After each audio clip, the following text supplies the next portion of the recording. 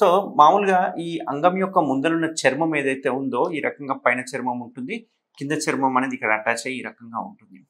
So యూజువల్గా ఏమవుతుంది అంటే ఈ చర్మం కవర్ అయి ఉంటుంది, అంటే ఈ ముందరున్న గ్లాన్స్ అంటాం కదా, ఈ గ్లాన్స్ భాగాన్ని హెడ్ భాగాన్ని మనకు చర్మం అనేది కవర్ అయి ఉంటుంది. ఇట్లా కవర్ అవ్వడం వల్ల మనకు అక్కడ క్లీన్ చేసుకోవడానికి ఇబ్బందిగా ఉంటుంది, డైలీ క్లీన్ చేసుకోలేము, కొందరికి అది టైట్గా ఉంటుంది, దీన్నే ఫైమోసిస్ అంటాం.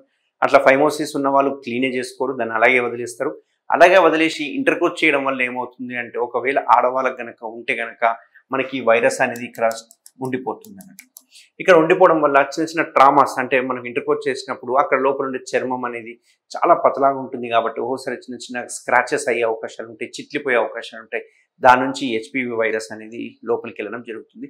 సో అబ్బాయిలకు హ్యూమన్ ప్యాపిలోమా వైరస్ ఎంటర్ అవ్వడం వల్ల వాళ్ళకి కూడా ఒక రకమైన క్యాన్సర్స్, జెనిటల్ వార్డ్స్, ఇట్లా చాలా రకాల డిసీజెస్ వస్తుంటాయి, ఇవి వచ్చే అవకాశాలు ఉంటాయి. సో అదే ఒకవేళ, ఎందుకంటే ఈ వైరస్ అక్కడే ఎందుకు అటాక్ చేస్తుంది, మిగతా ప్లేసెస్ కాకుండా అదొక ఏరియాలో ఎందుకు ఉంటుంది అంటే అక్కడ కొన్ని CD4 లింఫోసైట్స్ కావచ్చు, లేకుంటే లాంగరాన్స్ సెల్స్ అని ఉంటాయి, డెండ్రైటిక్ సెల్స్ అని ఉంటాయి, ఇవన్నీ more prone for HPV virus అన్నట్టు. సో అక్కడ అటాక్ చేస్తూ ఉంటాయి, ఆ సెల్స్ని అటాక్ చేయడం వల్ల బాడీలోకి ఎంటర్ అవ్వడం జరుగుతుంది.